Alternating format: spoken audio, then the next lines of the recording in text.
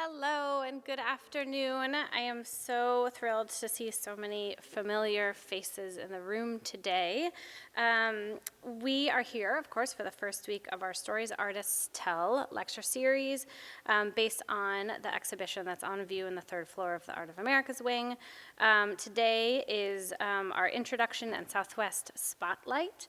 My name is Kristen Hoskins, and I'm the Director of Public Programs here at the museum. I know, and I've heard already today a little bit, that this was a very quick turnaround from when tickets went on sale and from when you found out about it. So we are working on it, and you will have more notice for a course that's coming in the spring, and I'll already tell you that it's based on our Hokusai exhibition. So I'll give you a little pre-spotlight, and I'm happy to give you those dates too, so you can plan ahead.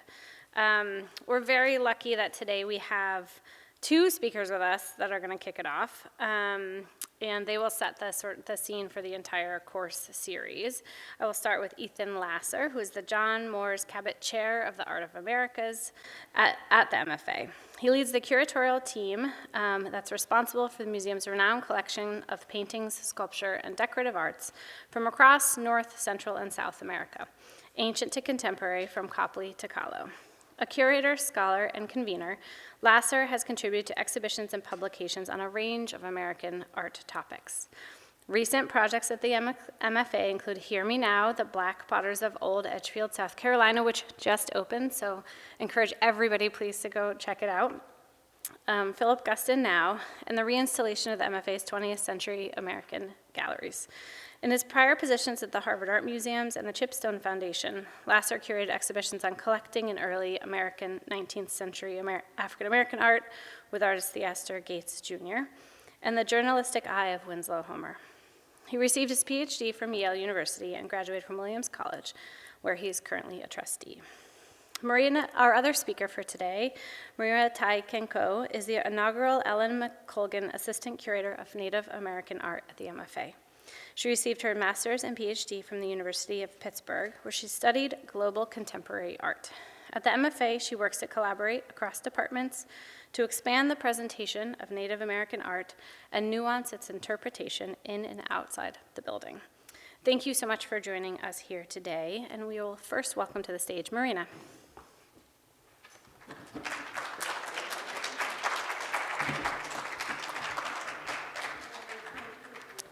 Good afternoon. So I'm here to share a land acknowledgement. The Museum of Fine Arts Boston is in Boston, Massachusetts. Founded in 1870, the Museum of Fine Arts Boston stands on the historic homelands of the Massachusetts people, a site which has long served as a place of meeting and exchange among different nations. As a museum, we acknowledge the long history of the land we occupy today and seek ways to make Indigenous narratives more prominent in our galleries and programming. We can all learn more about the Massachusetts people who continue to be stewards of this land by visiting massachusettstribe.org, and also just welcome and acknowledge any Massachusetts folks who are here, any other Native folks, or any other Indigenous peoples, and welcome you all to the museum.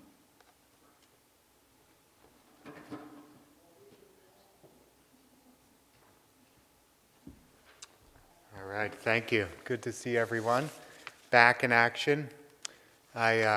It's March 8th, so you have to put yourself at the beginning of this story 3 years ago and think about where you were when something very different was about to happen in our lives. And this is one of many returns. We're very happy to be here in person. Thank you, Kristen, for arranging this. I think I'm right that this is one of the first lecture series since we reopened post-COVID. So happier days ahead. And it's amazing how far we've come in these 3 years. And good to see some old friends in the audience. And to talk to you at the beginning here about giving you a bit of a roadmap about what's to come as we explore our new galleries with you for 20th century art from the Americas on the third floor of the wing. And of course, this is not a Zoom thing. Thank God. So you are all invited, encouraged, even expected to go visit these spaces on your own after the talk and come back with questions for next week. There's a great cast of colleagues coming to speak to you. Marina, the first, others over the coming weeks about each of the spaces. We really think of this as both a history of 20th century art in our collection. It will be that. but as I say, will also be a kind of guide, an audio guide for you as you walk through these new spaces. So as our title suggests, stories artists tell. You see it here in the opening wall in both Spanish and English. They're multilingual labels throughout the floor and throughout the wing now. We conceived of the galleries as a kind of anthology, as a book of short stories in space. And here's the table of contents, which is also a bit of a syllabus for you, a kind of a primer for you. We've organized, this is the floor plan of level 3, and we've organized it into 7 different galleries, each of which spins its own captivating tale, each which, as in an anthology, offers one chapter in the larger history of 20th century art, and each of which will form the basis, the anchor for one of your courses over the course of the next weeks. So a quick introduction, I'll be talking about the kind of the preface to the story, which I guess I don't have a laser pointer here. The preface to the story, which is at the top. Then we'll move around. If we go to 328, a gallery that Erica Hirschler, the Kroll Senior Curator of Paintings, my distinguished colleague, will talk about war and spirituality, about what it meant for artists to grapple with the aftermath of World War II, with the Holocaust, with the tragedy, the evils of that moment. Do you respond in abstraction? Is it a moment for which painting has no language, or do you respond through figuration?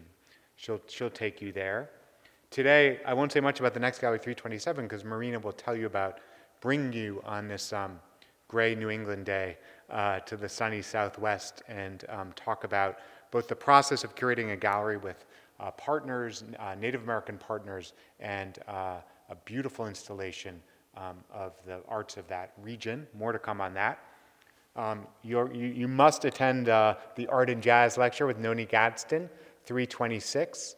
The gallery called Art and Jazz was a collaboration between Noni and a colleague, professor of jazz, leader of jazz history at Berkeley, named George Russell. And they worked on the gallery together and put paintings to music and thought about the intersection between these arts, between painters and jazz musicians in Boston, itself a center of jazz culture, in New York in the early 20th century. All right, so I'm taking you on our tour to and our kind of what's coming, top of the course, across the hall to folk and modernism. Erica and Noni will be back to talk about the way that a new generation of avant-garde artists were thinking about American history and about folk artists of the past for inspiration. The next 2 galleries on Latin American figuration and nature abstracted are the work of our colleague Leila Bermeo. And Leila will talk to you about what we're very proud to say is the first gallery in the history of the MFA devoted to Latin American art, showcasing new acquisitions from Mexico, from Brazil, from the early 20th century. Our Kahlo's up there, our extraordinary Remedios Varo is up there, so you'll hear more about those. And in Nature Abstracted, you'll see works you probably know, some you know, some you don't, masterpieces from the Lane collection, thinking about the way that artists were representing the natural world in a new visual language. And the final gallery, called Touching Roots, the center space, our colleague Martina Tonga will talk to you about. And that is a space that will rotate. So every year there'll be a new show in there.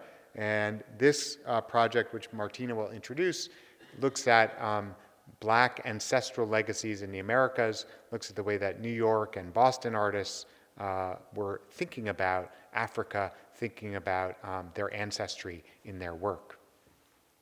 So lots to tell you about, and you can approach this as you would an anthology, as a kind of book of short stories, although we recommend you check out the whole. So I'm going to move ahead to, in a way, the opening, the preface to the book, which I'll talk about, the first gallery, which we call our introductory space. And like many of the galleries, it's one that includes works from across space and time and across the Americas, different media, different styles, different ideas. And you will find works you know, icons of the MFA, as you will, across the floor, but also new acquisitions like this. A few pieces that we're showing for the first time, either because, as in the case of our head, which I'll say more about, they were recently acquired, or because they've been brought up from storage for the first time. So I thought that I'd begin by just highlighting this sculpture, which for me in many ways embodies something of the spirit as a whole, which is why we decided to put it front and center as the first thing you see. So this is a bronze by, which you see at the top of the stairs as you enter the third floor. It's by the Boston artist, the late Boston artist John Wilson, who lived in Brookline and taught at BU. And it is called Maquette for Eternal Presence. More on that in a moment, the maquette. And you can see right off the bat how finely rendered and distinctive these surfaces are, how much attention was lavished on small details like the hair and the eyes and the ear on a very large piece. A piece that I would say was, if you want a bit of the curatorial backstory, just like remarkable to see it installed, because it weighed, I think, 800 pounds. So it requires a big pulley system. We can't lift something that big. And you really had the sense of what it meant to make a bronze sculpture as you saw this piece slowly descend onto its platform. So who's John Wilson, and what can I tell you about this head? And why do I think it's such an embodiment of the ideas in the floor as a whole? Well, Wilson attended the museum school, the SMFA, in the 1940s. And he spent most of his career in Boston until his death in 2015. As a student at the museum school, he was one of only a handful of black students in the 40s. And he made this bronze, modeled it in 1985, and cast it, or this cast was made in 1998, and it's loosely based on sketches of Roz, who you see here on pastel. Roz was one of his daughter's friends. And some people, this may ring a bell, because Wilson was thinking about making a monumental head for a long time. He was really a draftsman, not a sculptor, although some people say draftsmen and sculptors share a common language. So he'd been thinking about, he'd been drawing and thinking of monumental heads as early as the 70s. And as I say, this project doesn't happen until 1985. But it's in his mind, clearly, for a decade. And those of you who know your public art, your Boston public art, will recognize this piece because it is the study, that's the term maquette, the study for the monumental bronze head on the grounds of the National Center for Afro-American Art in Roxbury. If our piece is 600 pounds, this piece is 10 feet and much heavier. Anyone know that object?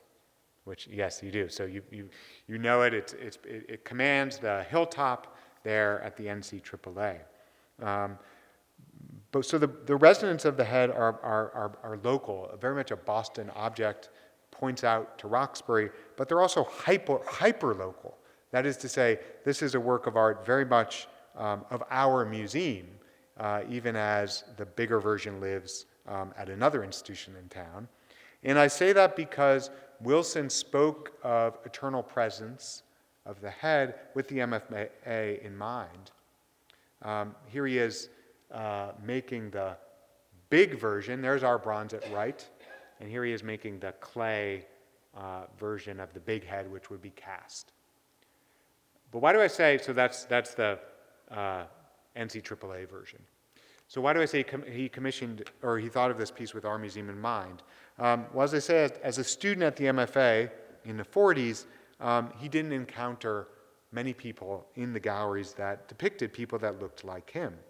And in 1995, he spoke of the head with our galleries in mind, right? I wanted it, he said, speaking of the sculpture, I wanted it to have the kind of universality that Rembrandt has, that Piero has, but it had to be a black head. It was my answer to all the omissions, the things I did not see in the Boston Museum of Fine Arts. His emphasis, I wanted to make a black image that you could not ignore. Those are his words from 1995. So we hope that by presenting this at the top of the stairs here seen on a recent weekend day, it is exactly as John imagined it. There's something bittersweet about that, though, because, of course, he didn't see it installed in his own lifetime. His family was here, but he never got to see it, I hope, occupy the kind of space, occupy the kind of, merit the kind of attention that he wanted. But it is definitely in an answer to the omissions, I think you could say, in its current place. And a statement for a Boston artist of the recent past. You know, we think of the MFA as the repository of Copley and Sargent. Well, maybe John Wilson could be a name that we add to the list. There's another reason, though, that we presented it here at the beginning, and why I say that for me it's an object that embodies something of the floor of the whole, something of the stories artists tell, something of the, the vein, the thread that runs through some of the other galleries you'll hear about. And that is that it is a piece that brings together in Wilson's telling different parts of the Americas, different parts of the globe. As I say, it was modeled on his daughter's friend, but for Wilson, the inspiration came from something else. And that is his travels to Mexico, where he saw the Olmec heads, and his excursions around the Museum of Fine Arts, where he saw Buddha sculptures like this one. And Wilson was making eternal presence with these two things in mind. All to say that sometimes when we think of American art, we can think of this place, but of course, of our place, but of course, every artist reaches out. Artists don't abide boundaries. They don't abide many rules, and they don't abide national boundaries. So for me, it's an object that I hope will make people think about the art of the Americas as much bigger than the United States, even as artists look around the world at sources, at ideas. And I thought I'd show you one more wall in this introductory space, the kind of cover of the book, if you want to continue with my stories artists tell and metaphor. And this is also a segue to what Marina will talk about in a moment, because I'll welcome her to the stage in a second. So opposite, next to the head, adjacent to the head, are two pairs of paintings. And I'll just highlight this pair here. It's a bit of an unexpected combination. And it shows a work many of you will know, old-time MFAers will know, because it's what they call a postcard work. It's a work that is one of the great icons, O'Keeffe's Deer Skull of 1939, a prize of the Lane collection. Painted O'Keeffe looking out her studio at the desert, probably pretty staged, but a beautiful, expansive scene showing an empty landscape. And we decided to pair it with a work by the Native American artist Fritz Scholder, who Marina will tell you more about, called Bicentennial Indian from 1975, commemorating, of course, the 200th of the United States. We're about to commemorate the 250th in 2025 or 2026. And here we see a anonymous fan, we don't know who he is, anonymous man, Native American man wrapped in an American flag, worn like a blanket. And so you might say, why do we put these works together, and why do we put them at the top? Why do we put them in the opening gallery? And I think that part of what we wanted to do is offer a kind of approach, a guide for looking for the visitor, and that is to encourage people to think about the choices we made and to think about why certain works might hang together. And hopefully something unexpected like this will entice you to try and puzzle it out. Why a work from 1939 and why a work from 1975? You might have your own thoughts about that, about O'Keeffe and Scholder, and maybe we can talk about this comparison. I often think as a curator, and I'll let you think about why we did this as I riff for a second on one of our most, I think, powerful strategies. And that is, I always go back to the college art history lectures in rooms like this, darkness at noon, you could doze off. When I was an undergraduate, my first art history class, and actually in some ways like the reason I'm in this business, was taught by Ava Gruden, an old eminent professor at Williams, and Ava Gruden would walk around with a big stick, and she would pace the stage.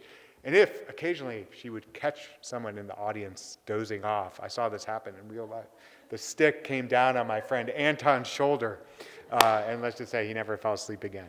But Anyone want to speculate, having, with my staff, I don't have a staff, but anyone want to quickly throw out, why would we put these two paintings together? Sorry, Marina, I'm going off script a bit, but you'll come up soon. Anyone want to have a sense? What might this combination mean?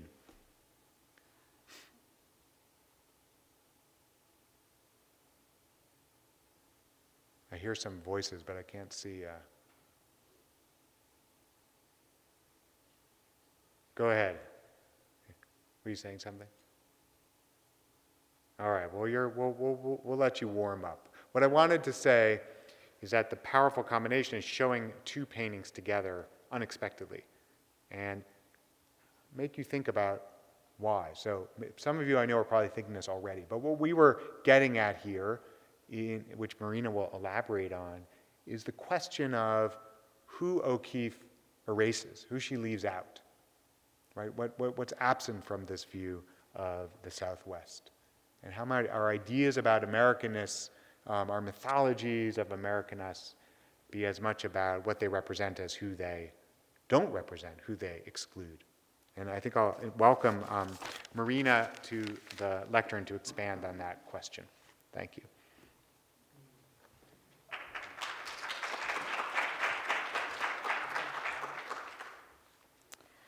Thank you, Ethan. Okay, well, I look forward to having that image in mind as I kind of move forward and think about a little bit of the Southwest, which is the first gallery of Native American art ever to be presented on a 20th century Art of the Americas floor, which, as many of you might know, the whole wing opened in 2010. It showcases a wide variety of long practice mediums, jewelry making and weaving, as well as painting on paper and canvas. And I will talk about some of examples of these works today, and I will begin by saying that this gallery represents many collaborations inside and outside the museum. Before digging into the gallery, I thought it would be useful to situate us in the Southwest with a map, and then also think about how we're moving from the Southwest to New England. The Southwest encompasses generally 4 states, New Mexico, Arizona, Colorado, and Utah, and is mostly grouped around the 4 corners, all of which touch Dignità, or the homelands of the Navajo Nation. The Southwest is home to many Native communities, 19 pueblos alone in New Mexico, 9 Apache communities across the states, the aforementioned Navajo Nation, which is the largest nation by landmass, and also the Tono O'odham and Akimel O'odham communities. And there are a great variety of languages spoken there, indigenous languages like Athabascan, Quercian, Tiwa, Tewa, Ute Aztecan languages, and the Zuni language, as well as English, Spanish, and newer languages brought to the region in the last 500 years. The Southwest was colonized by Spain at the end of the 16th century and they remained in control of much of the region until about 1850 when it became part of the U.S. And many aspects of Spanish culture, such as the term pueblo for people and town, remains, as does the association of pueblos with saints, such as Santa Clara and San Ildefonso, which I'll discuss more later. In the 19th century, the region became a major location for American tourism, as a newly formed part of the United States, and also supported by the growth of railroads and tour companies. And here this topographic map shows kind of some of the really interesting diversity of the region, including many mountains and mesas, as well as desert regions. And you might be familiar, or might have been to the Southwest or be familiar with it, but you might be asking, why would this be a focus of a gallery of 20th century art in the MFA in Boston? And one reason is that the majority of our 1,000-object Native American collection is actually from the Southwest, and came to the institutions as gifts from the late 19th to early 20th century. So although I'm the inaugural curator of this area of the collection, we have had this collection since the 19th century in various forms. And many tourists, as well as archaeologists and anthropologists who went to the Southwest, had ties to Boston, New England more broadly, or Massachusetts as well. And as I mentioned, making this gallery was an informative, collaborative process, but the end result also reflected many of my own intentions as a curator in thinking about the way that we present Native American art at the MFA.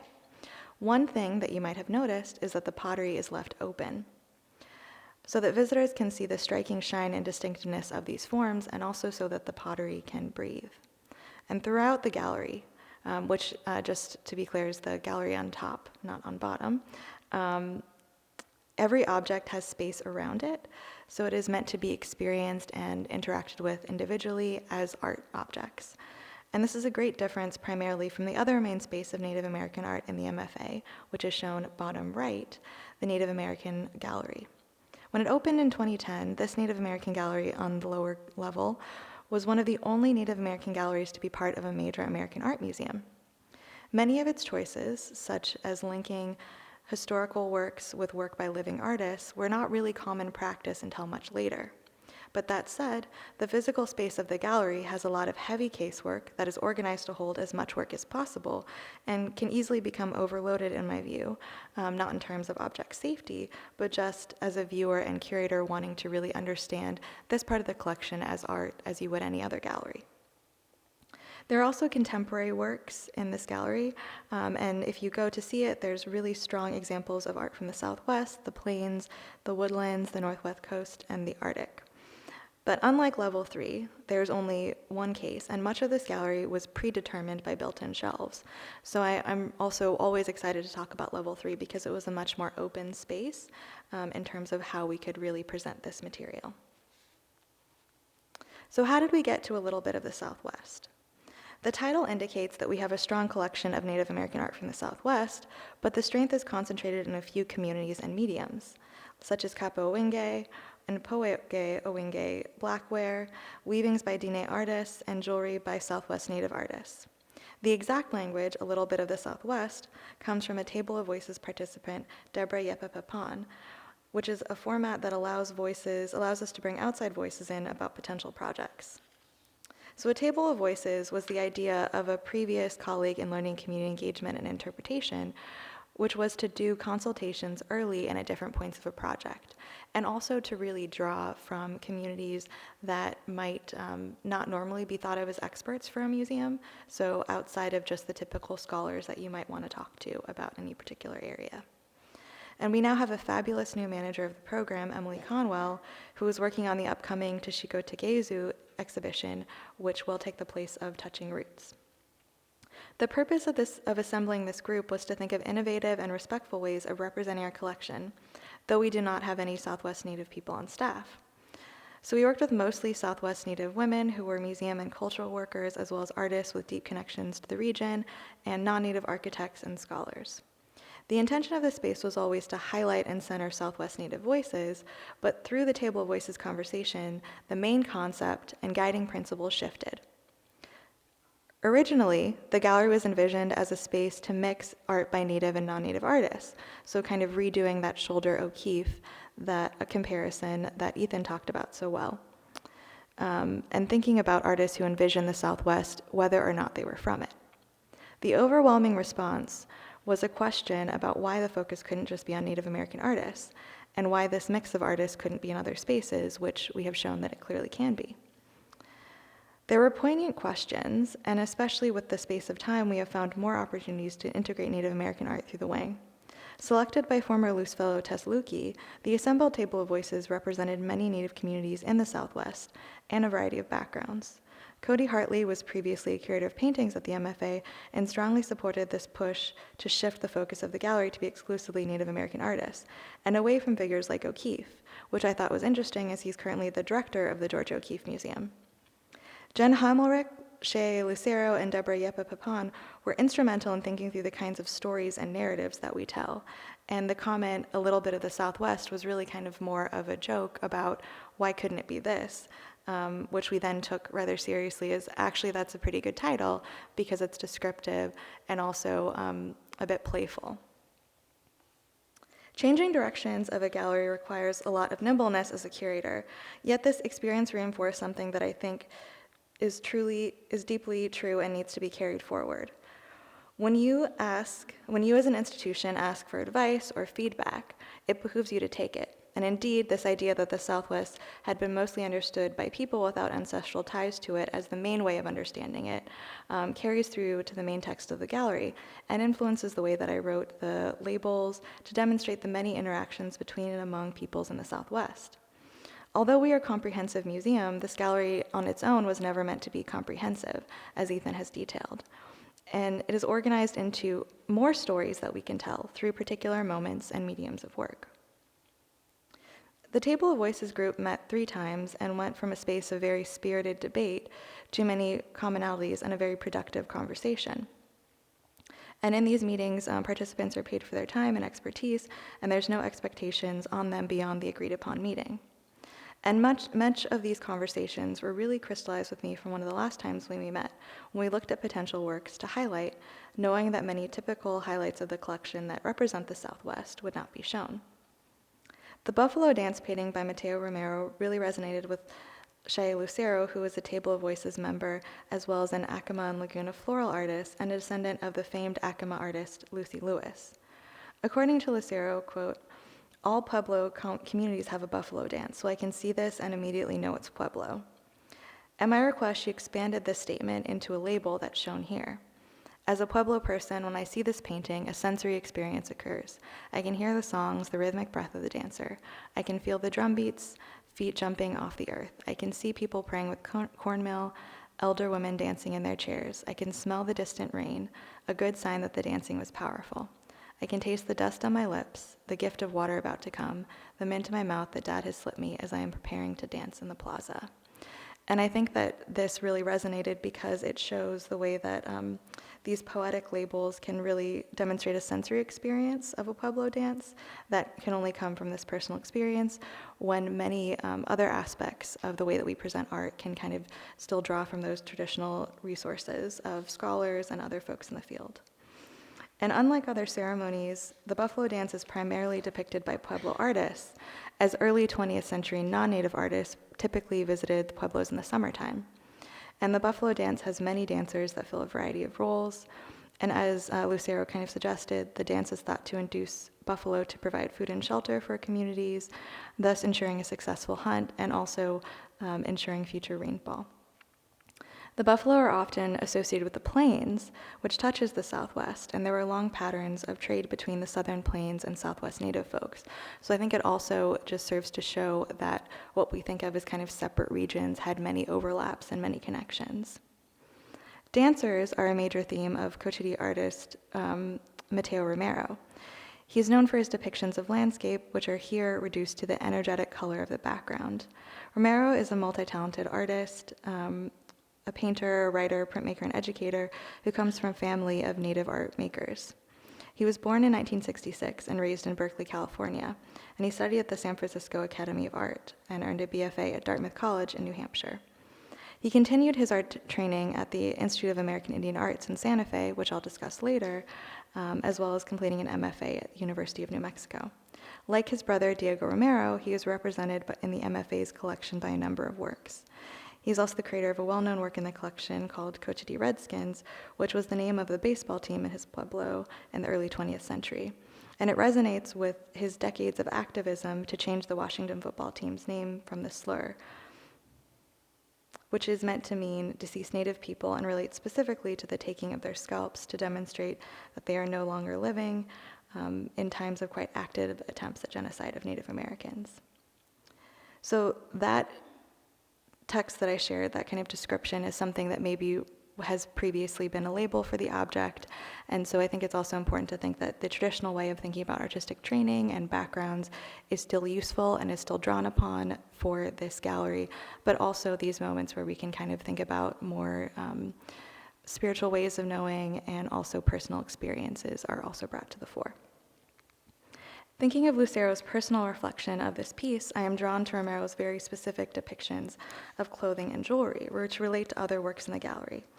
I also think of the Indian Pueblo Cultural Center in Albuquerque, New Mexico, where it is one of the dances that is frequently performed for the public and chosen as one of the 4 dances which represent Pueblo cultures as a whole. Like previous generations of Native artists, he shows a dancer and a drummer, but does not provide extensive visual information about the overall performance. And now I've organized the slides to allow us to take a walk around the room and take a deeper look at the stories that artists allow us to tell. So now I'll be discussing some DNA textiles, both of which are on view at the MFA.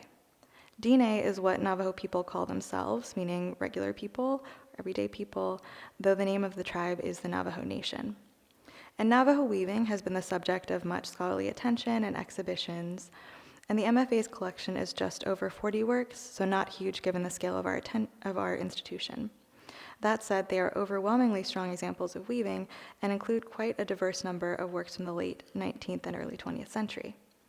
Weaving in the early 20th century was done almost exclusively by women, and the market for dine weaving really developed much earlier with Spanish settlers, who really developed a desire for these weavings and, basically through their desire to purchase them, encouraged dine people to make more and larger weavings than those that they would have used for clothing. Pueblo peoples, particularly Hopi people, long did weaving from cotton and other natural materials. But most weaving is wool weaving from churro sheep brought over by the Spanish that originated in the Middle East. So they're very hardy sheep that are very comfortable with the kind of dry climate. In Navajo cosmology, Spider-Man and Spider-Woman taught dine people how to weave long before the Spanish came, and sheep have been integrated into some of these new tellings of this worldview as a kind of integral part of this weaving story. Tanaba Natani, a noted dine weaver, has commented on how weaving was once a communal practice and has shifted to become more solitary. And the styles and patterns of dine textiles have shifted, first moving from wearing blankets used as wrapped garments and still made to smaller and larger versions for the tourist market. The two rugs here are both in the two Gray Hills style, named for the trading post from which they come. They were likely woven by women from churro sheep in naturally dyed colors. The trading post is still open and celebrated its 100th anniversary in 1997, and I love this image from its website that shows the same one-story building that has existed this whole time, while the map shows its location in Arizona. In addition to selling rugs, dine people can also buy a number of consumer goods from here. Different trading posts opened during the reservation period after that mid-19th century and developed different particular styles, utilizing materials like brightly colored wool from Germantown, Pennsylvania. And so these trading posts and the different styles that really developed kind of at the same moment, but uniquely and differently. Two Gray Hill style rugs are known for their strongly geometric patterns, finely spun yarn, and their use of browns, grays, whites, and blacks as these natural dye colors. In these two examples, you can see both the similarities and differences in the exact patterning, demonstrating the individual choices of their makers. And through the trading post is still known for making similar rugs today, their design and scale were innovations, and weavers continue to innovate and experiment as well as honoring this medium. The next story that we will tell is one of early 20th century painting by Southwest Native artists, as told by rotating paintings on paper.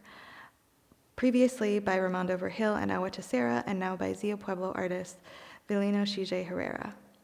The painting on the left is more typical of this early 20th century category of art, sometimes called traditional Indian painting, or Santa Fe school, or the self-taught school. Encouraged by Anglo teachers in the early 20th century, Southwest Native men sent to assimilate schools in Santa Fe were given opportunity and also materials to depict their cultures in paint on paper. And men were typically painters of pottery and also painters of ceremonial figurative imagery in kivas or specialized prayer rooms. And these skills would have been passed down in communities. So self-taught does not perhaps accurately describe their work, as they previously had community-specific art training and then later Western art training in schools. The small-scale dance lesson on left is very typical of this period and movement. A few figures in an empty background dancing with an older man drummer and 3 younger dancers, 2 male and 1 female. Given the finery of the Pueblo woven dress and the ornamentation of the dancers, this might have been preparation for a ceremony, which is a very typical subject of these paintings. As scholars like Elizabeth Hawley and Sasha Scott have pointed out, the lack of backgrounds was sometimes a way to preserve or limit knowledge that should not have been accessible for everyone. The painting on the right is a bit more dynamic in terms of the buffalo hunting action, and also, as I'll detail, includes this sort of background. So Herrera was one of the first 2 students to be taught to draw on paper by Elizabeth DeHuff, the wife of the Santa Fe Indian School superintendent. So kind of very early in this moment of the 1920s, artists being taught to paint on paper in the Southwest. Dr. Hewitt of the New Mexico Museum, who also shared pottery shards with Maria Martinez, who we'll talk about later, encouraged Herrera to paint and make art. But his painting career was cut short by a car crash in 1956, and so he lived until 1973, but did not continue painting.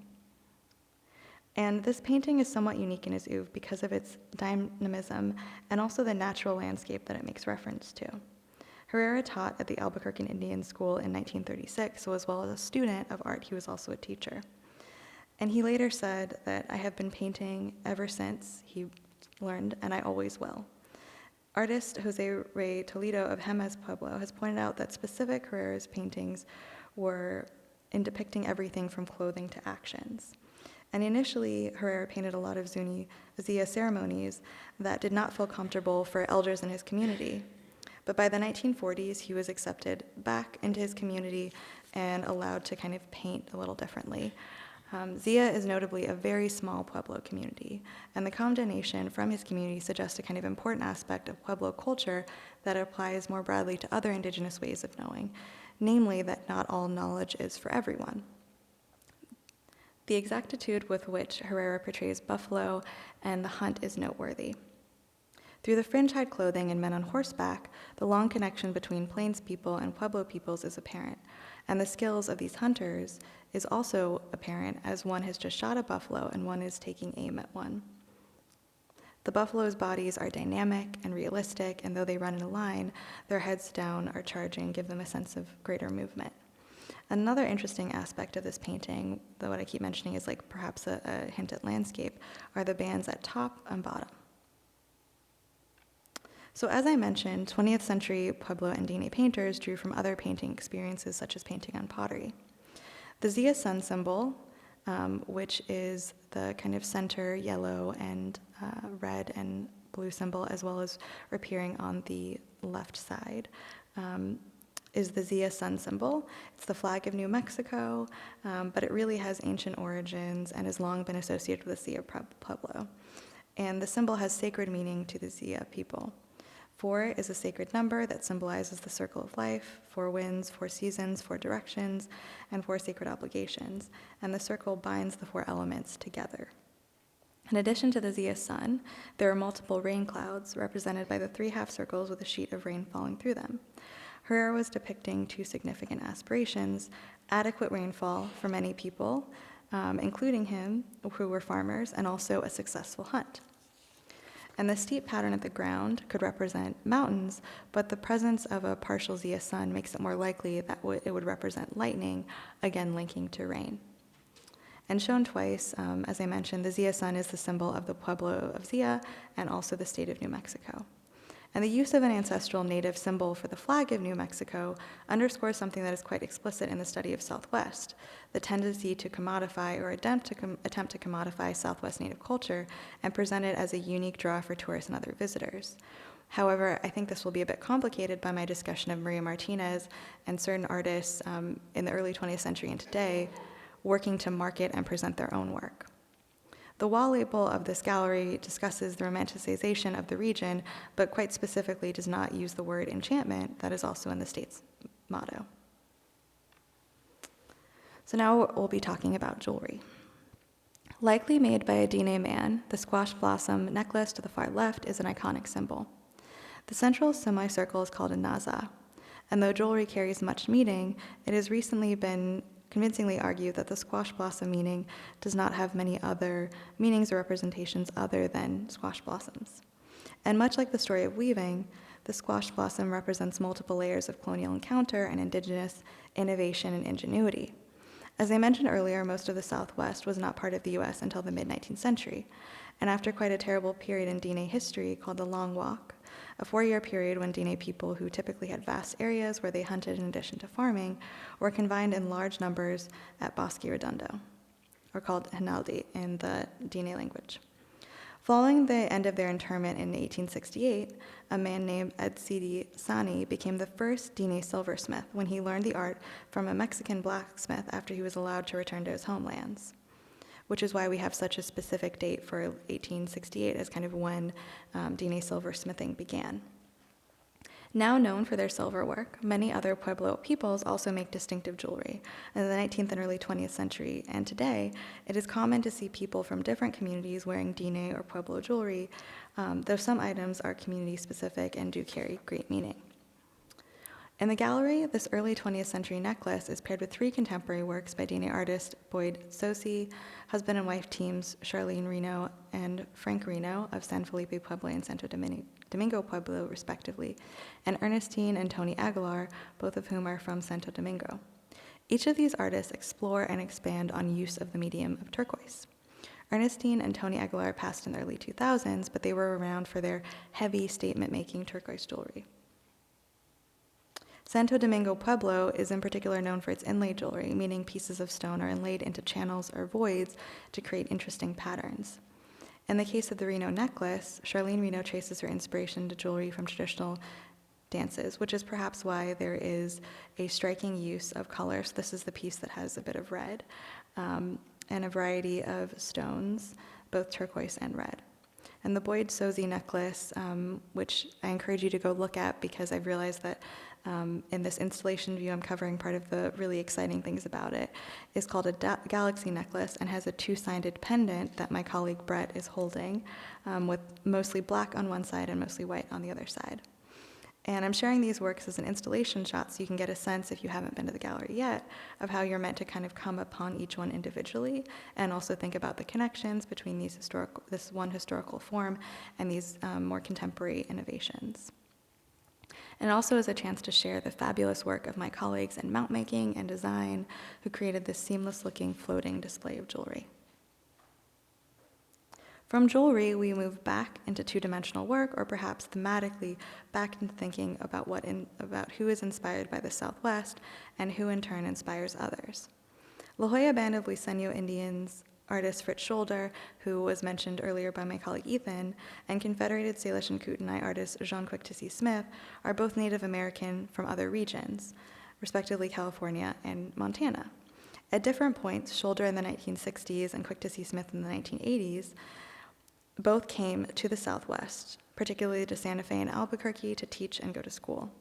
They may not be major names to you yet, but both are hugely significant in the history of Native American art.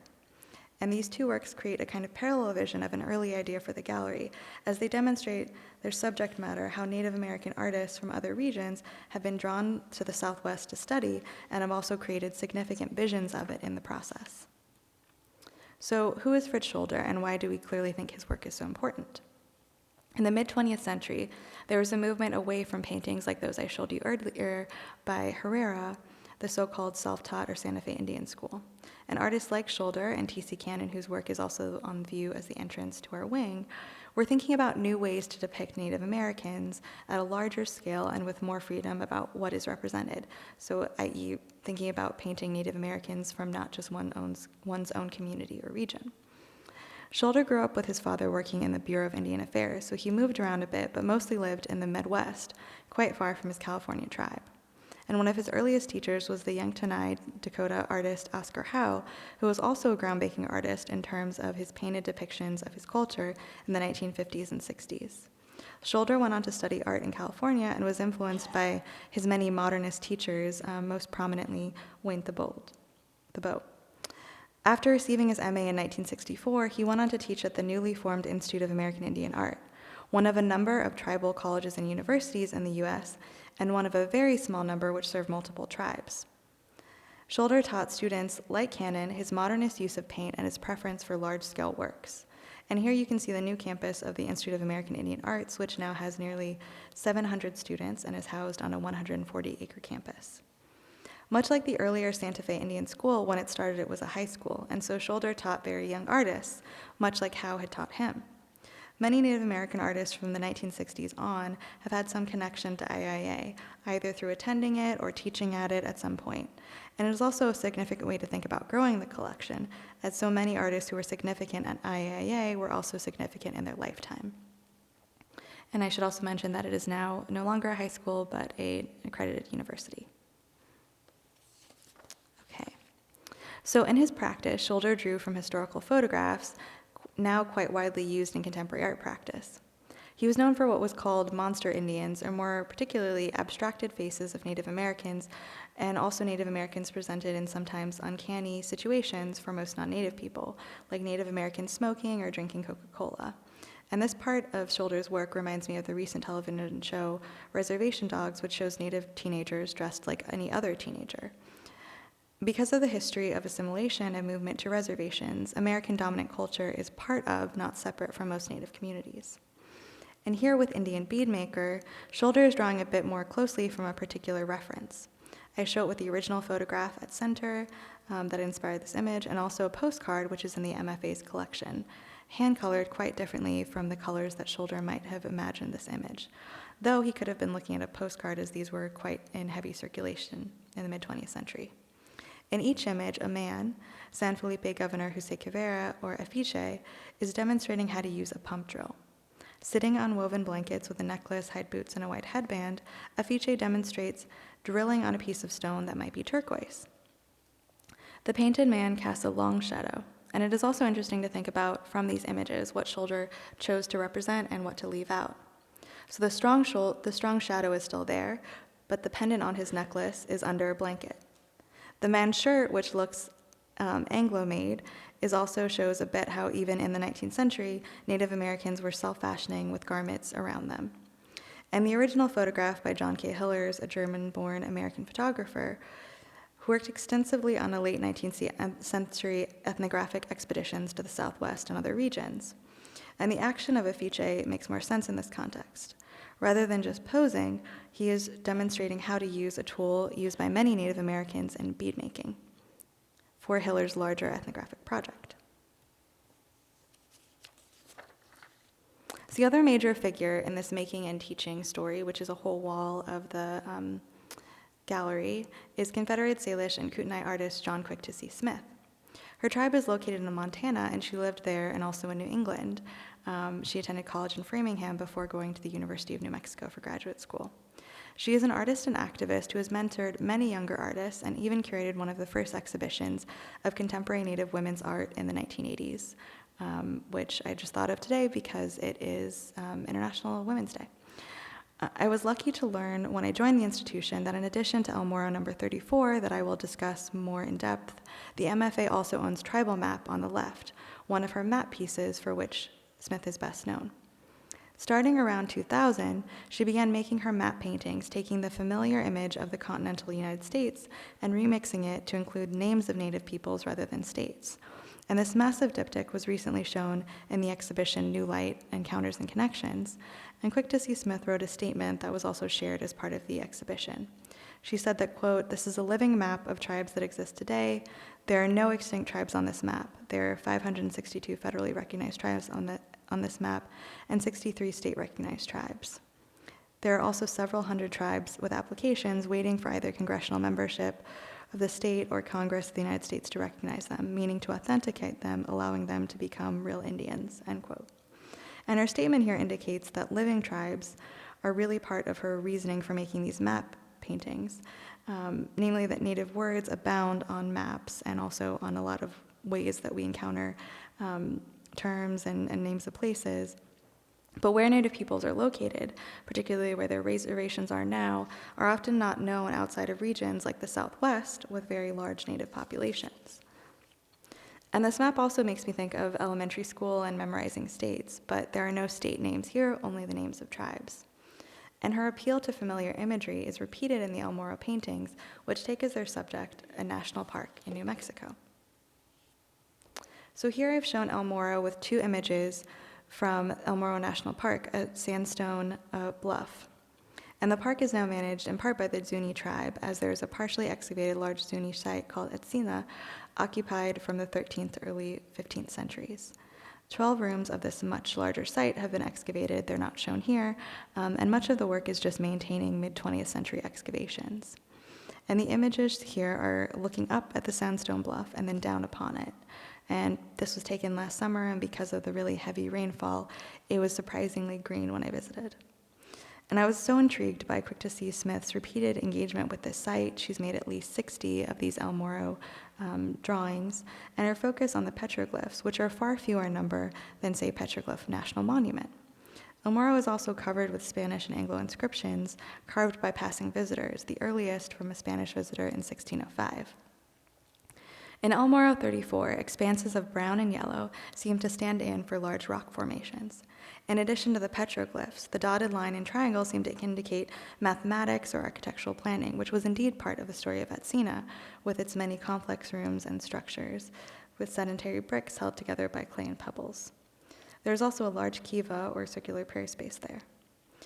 In her El Morro series, Quick to See Smith imagines a lively, abstracted rock landscape.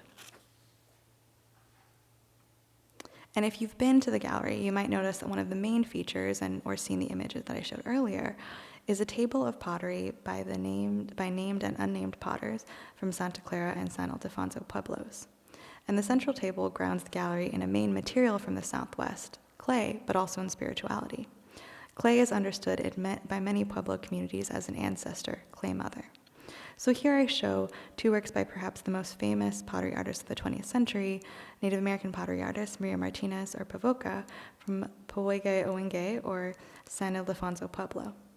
Noted as a very good maker of pottery in the early 20th century, the trajectory of her work has been credited with a major shift when Dr. Edgar Hewitt of the New Mexico Museum shared some pottery shards with her of blackware, ancient pieces of blackware, and asked her to recreate them in 1908. From them until 1920, she experimented until she made a form of black-on-black pottery that she was very satisfied with, and she shared these techniques with family members and later with the entire community. Martinez worked with her husband Julian Martinez, as men were typically painters of kiva walls and also of pottery, and he also experimented with painting on paper in the 1930s. At his passing in 1934, Martinez began working with other members of her family to paint on her pottery. And blackware is made from red clay that has been covered and fired indirectly at low heat, which produces the black color. Martinez said that, quote, "People think black go with everything. In my research, I encountered many images of Martinez dressed very beautifully with brightly colored dresses and lots of jewelry, and I like to think that her love of color really contrasted so exquisitely with her framed blackware." And a note on the designs here, which were both likely painted by Julian Martinez, and they are integral to the work. Contemporary potter Nadia Sandia of Jemez Pueblo has said that often, painted or etched in pottery, feather symbolism represents the importance of prayer in our daily lives and the importance of being thankful for the blessings received in our lives. The feathers on the left can thus be a representation for this desire for blessings and also a call to prayer. The image to the right is the Avanyu, often translated as water serpent, a Tiwa water spirit. The Avanyu is typically represented as a horned spirit with lightning emerging from its mouth, which characterizes this representation. At this and other nearby pueblos were once called the Rio Grande Pueblos for their proximity to the Rio Grande River. The Avanyu was understood to have formed this river and its tributaries, and it has associations thus with a major body of water and through the symbol of water with lightning and rain. As you will see, the Avanyu is a common design which demonstrates the importance of water to Pueblo peoples and also to the association between water and the clay vessels which hold them. Okay.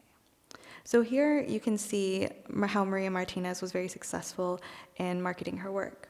So early in the 20th century and later on, she allowed photography of her process and even a film in the 1970s to be made about her work. And she also talked to many scholars, so she's the subject of many books as well. She attended world's fairs and exhibitions of all kinds to promote her artwork. And she was very careful, though, in showing many steps of the pottery making process, which is also all hand-built, to not show the sources of clay, which was proprietary knowledge for her community. Table of Voices member and former MFA curator Cody Hartley has categorized Maria Martinez as an industrial designer for a creation of an industry of blackware in San Ildefonso community. And one innovation was the collaboration between her and Julian Martinez, her husband, to make a matte pigment that was black on the outside, using this plant, the Rocky Mountain beet plant, which adhered to polished clay before firing. And I also think it's just exciting to see these photographs are on view in the gallery and to imagine that all of these vessels, many of which are quite large, were entirely hand-built with the coiling process. And so they look remarkably even, and also that this way of kind of making the color choice, and they're quite thin as well, was the process of decades of innovation, and also kind of untypical. The designs are almost created backward because the mat is actually the part that you paint on, and the shined part is the pottery itself. Okay. So Martinez noted that Cabot or Santa Clara Pueblo had also long produced a kind of blackware in the 20th century, which was also very generous because she's noted for this kind of blackware making, but in all of her kind of conversations at the time and later, she said that another nearby pueblo had also practiced this form. And much like the examples in Poewinge or San Ildefonso, these forms tend to be ollas or other kinds of water jars to reference the need for water in their designs. And Santa Clara is known for carved and not painted pottery. And much of the scholarship in the 1980s and 90s focused on prominent pottery families, like the Tafoyas and their descendants, the Naranjos, who artist Rose B. Simpson, who we'll be talking about next, is related to. And this map shows how close the two pueblos are, and as noted in my introduction about the diversity of the region, they both speak the same language of Tewa. On the olla to the left, the carved bear paw is an extremely iconic form of Santa Clara pottery designs, particularly blackware. It has been attributed to Serafina Tafoya, who is a seamstress and potter in the pueblo. And she is most associated with this bear paw design, as bears lead people to water, the most important resource in arid climates. And I think the beautiful fluted top is also a unique feature of the piece. Serafina Tafoya was a contemporary of Maria Martinez, and similarly sold her work to the burgeoning tourist market. Though some scholars have suggested that Anglo and Hispano households were the major producers of these Santa Clara pottery as well. And these works also represent family connections, as Margaret is Serafina's daughter. And Margaret, who was born in the early 20th century, was had many different kinds of education, as she also had to go to boarding school in Santa Fe in the 1910s. And you can see here that the same design of the Avanyu is represented as a carved into the pottery rather than painted on. And the Avanyu is also facing a different direction, but kind of clearly shows the movement like a river, and then also the lightning, which is a reference to rain. And one of the most exciting features of the gallery right now is this connection between these late 19th and early 20th century blackware pieces and this contemporary lithograph from the artist Rose B. Simpson. Simpson attended school at RISD and is a sculptor as well as multimedia artist who also is trained as a mechanic. And these lithographs were made in collaboration with the Tamarind Institute in Albuquerque, New Mexico, which kind of speaks to another interest of mine, which is printmaking by Native American artists. But the car that it's based on is actually one that Rose B. Simpson built as a mechanic as well as artist. And Santa Clara Pueblo is very near to Española, which is the lowrider capital of the U.S., and so she went to mechanic school nearby and actually rebuilt the engine of this 1985 Chevy El Camino. The prints and also the car are titled Maria, which is a reference to Maria Martinez, who also had a car that she and her husband Julian bought, and which he painted with blackware designs, so another way to kind of market her work. So I love that kind of connection and recreation.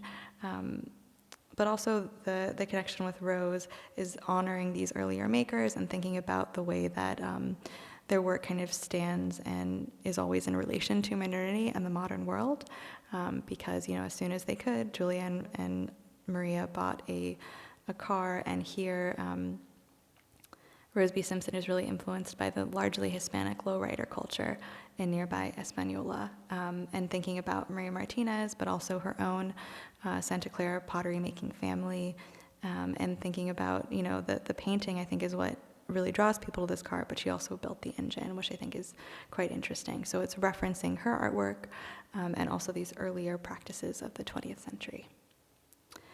Okay, and with that, I'll say thank you, Sejusma Ase, and also just maybe invite Ethan back up, and we can chat about any questions that you have with a broader approach or the art that we presented today.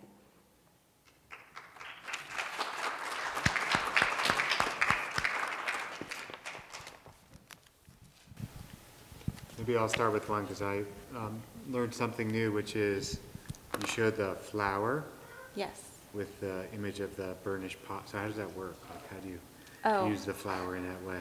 So it's like made into like a paste, and so once it's like been burnished and polished, then it's painted. Oh, then it's painted on, and so basically why it was hard is because one of the other innovations was like early elaborate polishing before firing, and this material was one of the only materials that would adhere to the polished pots. Okay, so the flower kind of protects.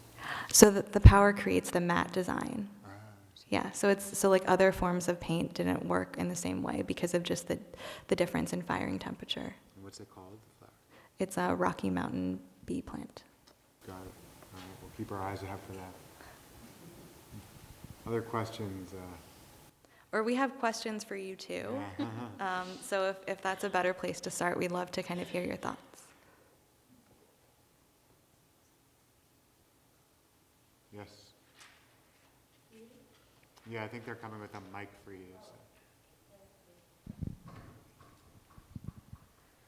So. Can you hear me through my mask? Okay. I think I missed what you said, and I was interested in the painting that had that showed the dance class. And do you know which one I'm talking about? With the two boys and the little girl, and then the old. Yeah. Yep. And you said that there was no background, and I missed why there was no background, and I wonder if you could describe that, please. Yeah, so that's such a great question, and thank you for that. So that's kind of now it's been kind of, for a long time, it was understood that these like early traditional Indian paintings or Santa Fe Indian School paintings just didn't have backgrounds because artists just focused on figures, and then they were kind of in classes together and they would all make figures. But there's a lot of really exciting recent scholarship that really thinks about, the plaza as the site for all of these ceremonies. And so the same artist would paint like non-religious or non-spiritual events and also include a background. So now the kind of leading thought advanced by art historians like Sasha Scott and also my friend Elizabeth Hawley is that this is a purposeful mission. So not that artists couldn't make backgrounds, but rather that they're only presenting part of the ceremony and not the whole thing because it really is situated in the space of the Pueblo. And so I think that's also why it's interesting to think about the same artist creating kind of indications of a background when it's something that is, still important culturally, a hunt, but not a ceremony. Yeah, thank you. Great question. Did you say that they're going to be rotating because you have so many prints? They're going to be rotating because their work's on paper. So they're all painted. So I didn't show an image of the first one, but the next one, I'm really excited. Probably the next two are going to highlight Tonita Pena, who is one of the only kind of women that was making work in this early school. It's just a kind of a tendency that women tended to do more abstracted imagery when they created imagery, not like a hard and fast rule, but just kind of a typical, and then men created more of the figurative imagery. So as a woman figurative painter in this like early 1930s moment from a Pueblo community, she's like quite unique and very interesting. And we have a few works by her. So yes, they will rotate, but these are still up until June. Thank you.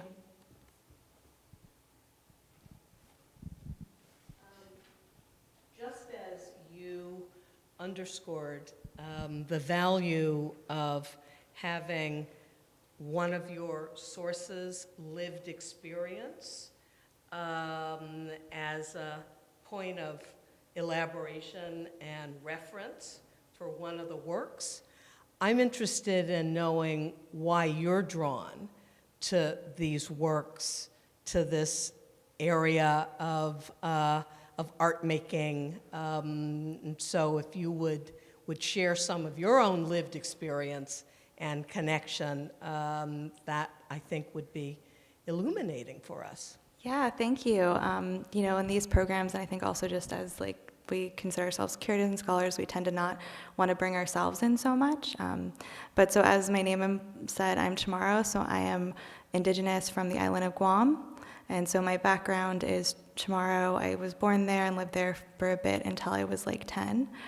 So I think you probably noticed that a lot of the way that I connect with this material is also through thinking about the colonial history of it, because that's a lot of how I've kind of understood my own experience in the world and the history of my family.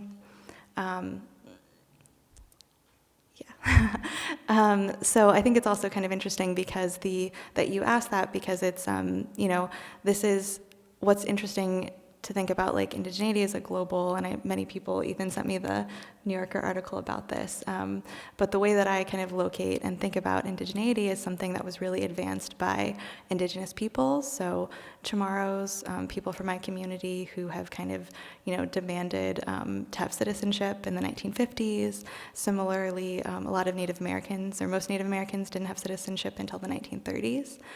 So thinking about being indigenous as a matter of culture, ethnicity, but also relationship to a community, often in terms of something like nationhood or citizenship. And so a lot of those kind of political and philosophical questions ground my work.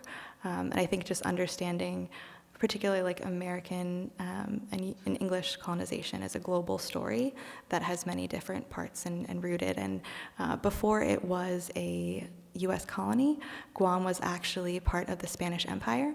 So it was the first place visited by Spanish seafarers, explorers, colonists in 1521. So I think also the connection between this kind of like Anglo moment or American moment of colonization and the Spanish history really appeals to me, because that's also kind of how, everyone in my family on one side is Catholic. And that's also true of many Pueblo peoples, right? So this kind of strong Spanish influence is also a kind of interesting parallel. Thank you.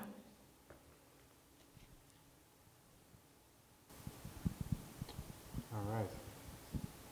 If there are no more questions, we'll hang out up here for a second, but we'll welcome you. When's the next one? Next one? Next week, yeah. Next week? Yep. Okay. All Great. right, thank you so much. Thank you.